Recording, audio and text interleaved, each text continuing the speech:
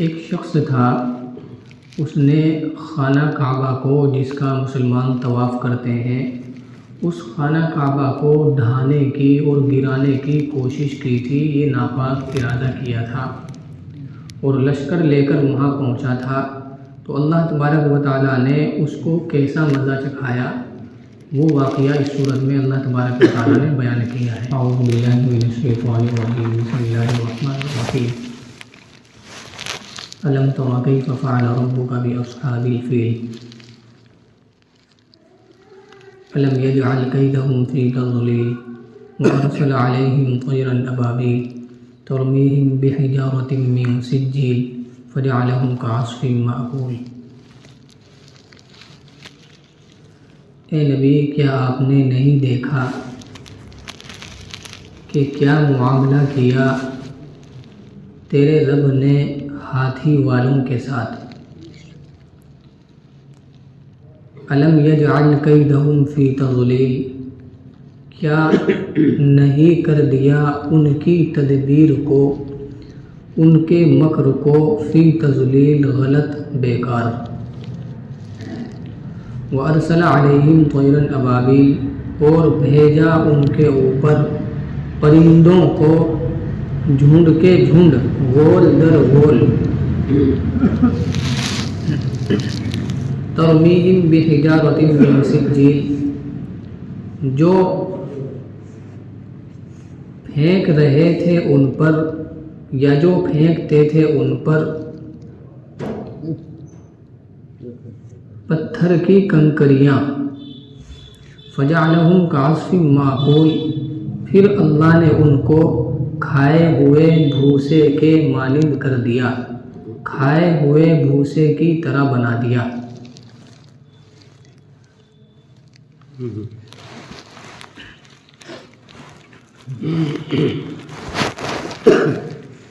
ایک شخص تھا، اس نے خانہ کعبہ کو، جس کا مسلمان طواف کرتے ہیں، اس خانہ کعبہ کو ڈھانے کی اور گرانے کی کوشش کی تھی۔ یہ ناپاک ارادہ کیا تھا اور لشکر لے کر وہاں پہنچا تھا، تو اللہ تبارک و تعالیٰ نے اس کو کیسا مزہ چکھایا، وہ واقعہ اس صورت میں اللہ تبارک و تعالیٰ نے بیان کیا۔ واقعہ کیا ہوا تھا؟ نبی صلی اللہ علیہ وسلم کے دنیا میں آنے سے پہلے کا جو زمانہ ہے، وہ زمانہ جاہلیت کہلاتا ہے۔ اس زمانہ جاہلیت میں بھی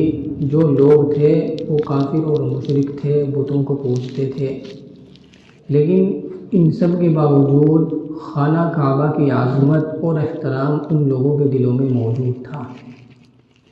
اس کفر اور شرک کی حالت میں بھی وہ اللہ کے گھر کا طواف کیا کرتے تھے۔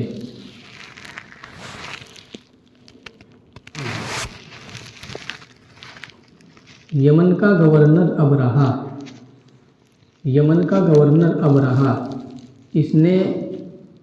جب یہ دیکھا کہ دور دور سے لوگ خانہ کعبہ کا طواف کرنے کے لیے آتے ہیں، اور خود میرے شہر یمن سے بھی یہاں کے لوگ طواف کرنے کے لیے وہاں جاتے ہیں، مکہ مکرمہ میں، تو اس کے منحوس دل میں یہ شیطانی وسوسہ آیا کہ کیوں نہ میں اپنے ہی یمن میں ایک خانہ کعبہ اسی کے جیسا بنواؤں، اور پھر لوگ جو ہے اسی کا طواف کریں، وہاں نہ جائیں۔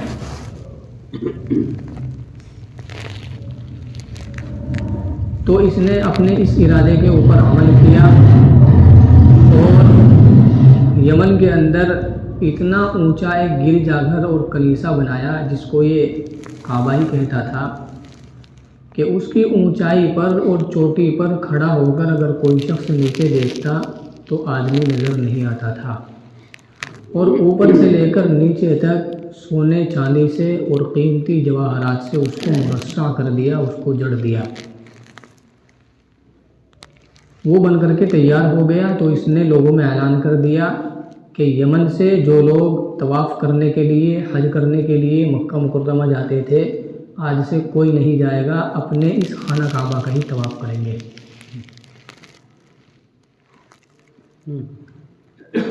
عرب میں جب یہ واقعہ مشہور ہوا اور اس چیز کی خبر ان لوگوں کو ملی، تو لاکھ ان کے اندر برائیاں تھی، چوری کرنا، لوٹ مار کرنا، ایک دوسرے کو قتل کرنا، لڑنا اور جھگڑنا، اور بالکل جاہلیت تھی ان لوگوں کے اندر، لیکن خانہ کعبہ کی عظمت ان لوگوں کے دلوں میں موجود تھی۔ تو غم اور غصے کی لہر ان کے دلوں میں دوڑ گئی، اور بنو کنانہ کے ایک شخص نے آ کر یہاں اس ابرہہ کے خانہ کعبہ میں دو روایتیں ملتی ہے، ایک تو یہ ہے کہ انہوں نے پاخانہ کر دیا وہاں پہ آگے،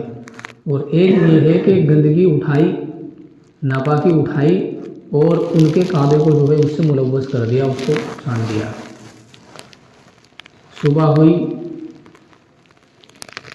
تو ابرہہ کو اس چیز کی خبر ملی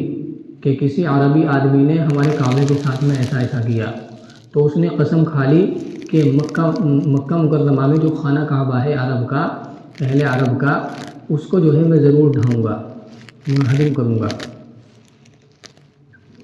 اور جس بادشاہ کی طرف سے یہ ابرہہ یہاں یمن میں مقرر تھا، گورنر تھا، وہ شاہ نجاشی ہے۔ اب نجاشی کے پاس اس نے خبر بھیجی کہ ایسا ایسا معاملہ ہو گیا اور میں یہ کرنا چاہتا ہوں۔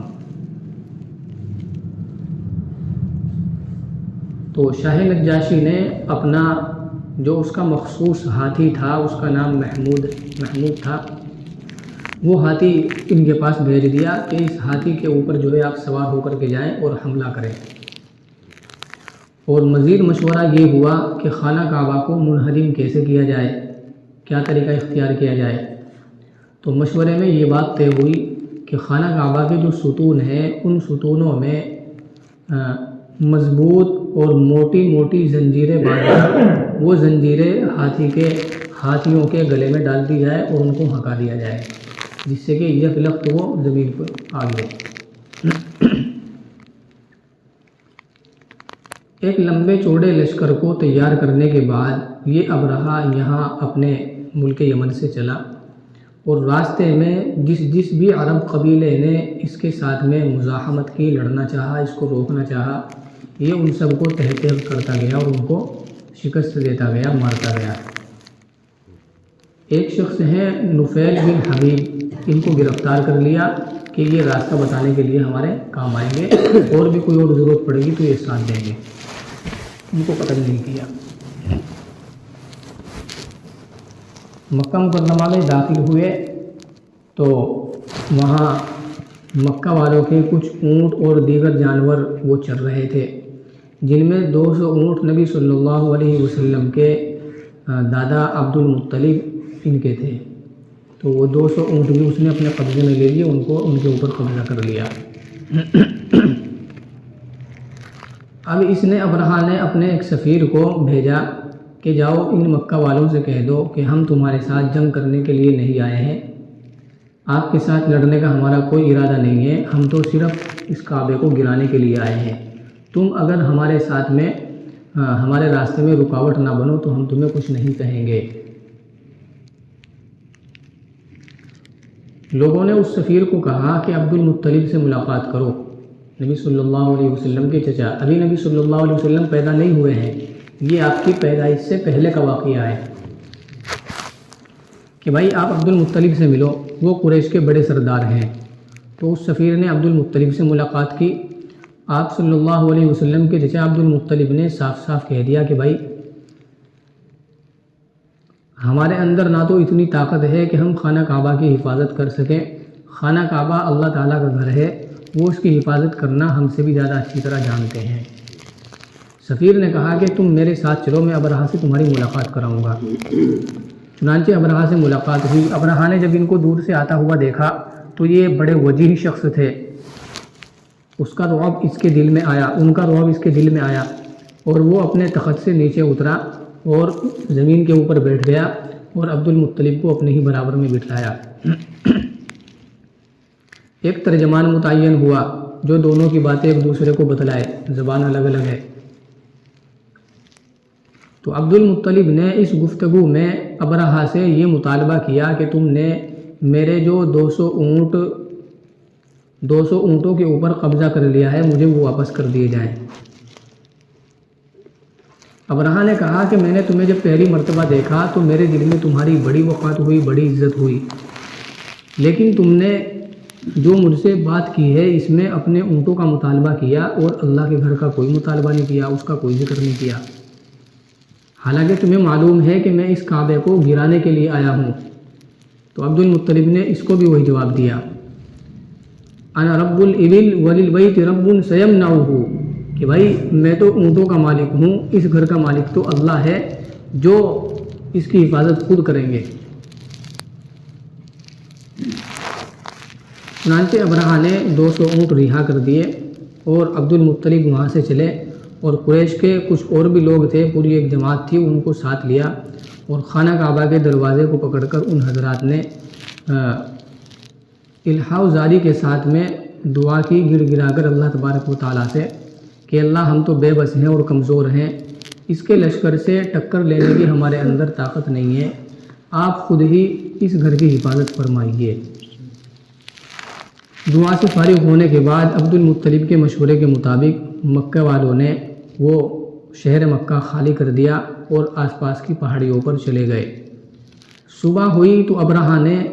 اپنے لشکروں کو تیار کیا اور حملہ کرنے کے لیے بالکل تیار ہو گیا۔ اس کا جو ہاتھی تھا، اس کے 2 ہانکنے والے تھے جن کو ہاتھی بان کہتے ہیں، تو وہ بھی تیار ہو گئے۔ نفیل بن حبیب جن کو راستے میں گرفتار کر لیا تھا راستہ معلوم کرنے کے لیے، انہوں نے ابرہہ کے ہاتھی کے کان میں یہ بات کہی کہ تو جہاں سے آیا ہے وہیں صحیح سالم لوٹ جا، اس لیے کہ تو اللہ تبارک و تعالیٰ کے بلد امین میں ہے۔ وَهَذَا الْبَلَدِ الْأَمِينِ سورہ 3 میں یہ لفظ ہے کہ تو ایک مامون اور محفوظ شہر میں ہے، محفوظ جگہ میں ہے، جہاں سے آیا ہے وہیں لوٹ جا۔ نفیل بن حبیب نے جب اس کے ہاتھی کے کان میں یہ بات کہی تو وہ ہاتھی پھر بیٹھ گیا۔ اب وہ جو 2 ہاتھی باندھتے انہوں نے ہاتھی کو اٹھانا چاہا لیکن وہ اپنی جگہ سے نہیں اٹھا، وہ کھڑا ہی نہیں ہوتا تھا۔ تیروں سے اس ہاتھی کو مارا گیا، وہ جب بھی کھڑا نہیں ہوا۔ لوہے کا آنکڑا اس کے ناک میں ڈال دیا گیا، وہ ہاتھی جب بھی کھڑا نہیں ہوا۔ پھر اس کو آپ کے یمن کی طرف چلایا گیا تو وہ چلنے لگا، مشرق کی طرف اس ہاتھی کو چلایا گیا تو وہ تب بھی چلنے لگا، اور شمال کی طرف اس کو چلایا گیا تو اس طرف بھی تیار ہو گیا۔ لیکن جیسے ہی اس کو خانہ کعبہ کی طرف چلاتے تھے تو وہ بالکل نہیں چلتا تھا، بالکل نہیں اٹھتا تھا۔ وہ یہ ایک عجیب چیز دیکھ کر بھی ابرہہ نے اپنا ارادہ نہیں بدلا، وہ پھر بھی ڈٹا رہا کہ نہیں، منہدم ہی کرنا ہے۔ تو پھر دریا کی طرف سے چھوٹے چھوٹے پرندے وہ جھنڈ کے جھنڈ، پوری جماعت کی جماعت پھیل گئے بالکل ان کے اوپر آ کر کے وہ آئے۔ یہاں جو اللہ تبارک و تعالیٰ نے فرمایا ترمیہم بحجارۃ من سجیل، کہ جو پرندے پھینک رہے تھے ان کے اوپر پتھر کی کنکریاں، سجیل کہتے ہیں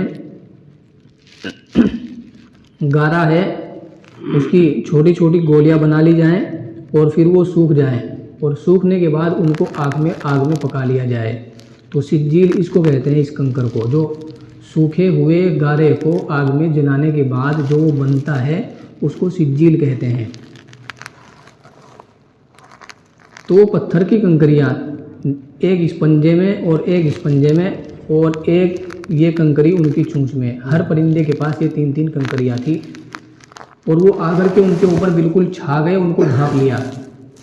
اور اوپر سے ان کے اوپر یہی کنکریاں برسنی شروع ہوئی۔ جو کام گولی نہیں کرتی وہ کام اس نے کیا، گولی سے بھی زیادہ کام اوپر سے آتی تھی وہ، اور جس کو بھی لگتی تھی اس کے اوپر سے داخل ہو کر نیچے زمین میں چلی جایا کرتی تھی۔ افراتفری کا عالم ہو گیا، کوئی ادھر کو بھاگا اور بھاگتا بھاگتا گرا اور مرا، اور کوئی ادھر کو بھاگا، پورا کا پورا یہ لشکر جو ہے بالکل تتر بتر ہو گیا۔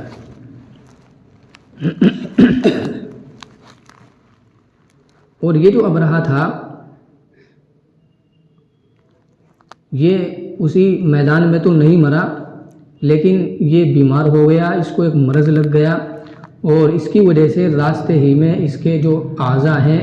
وہ گل گل کر اور سڑ سڑ کر ایک ایک کر کے جدا ہونے لگے۔ اور جب یہ اپنے ملک یمن کی راجدھانی صنعاء میں پہنچا تو وہاں جا کر جو ہے اس کا بالکل انتقال ہو گیا۔ اور وہ جو 2 ہاتھی باندھ تھے جو اس کے ابرہا کے ہاتھی کو ہانکنے والے تھے، وہ دونوں کے دونوں نابینا ہو گئے، اندھے ہو گئے، اور بعد تک بھی ان کو وہاں خانہ کعبہ میں بھیک مانگتے ہوئے لوگوں نے دیکھا ہے۔ تو یوں اللہ تبارک و تعالیٰ نے پرندوں کے ذریعے سے اپنے اس گھر کی حفاظت فرمائی اور ان کے برے ارادے کو ناکام کر دیا، بیکار کر دیا۔ اسی کو اللہ تعالیٰ فرماتے ہیں، اے نبی کیا آپ نے نہیں دیکھا کہ کیسا معاملہ کیا، کیسا مزہ چکھایا تیرے رب نے ہاتھی والوں کے ساتھ۔ الم یجعل کیدہم فی تضلیل۔ اب ترجمہ سمجھ میں آئے گا اچھی طرح۔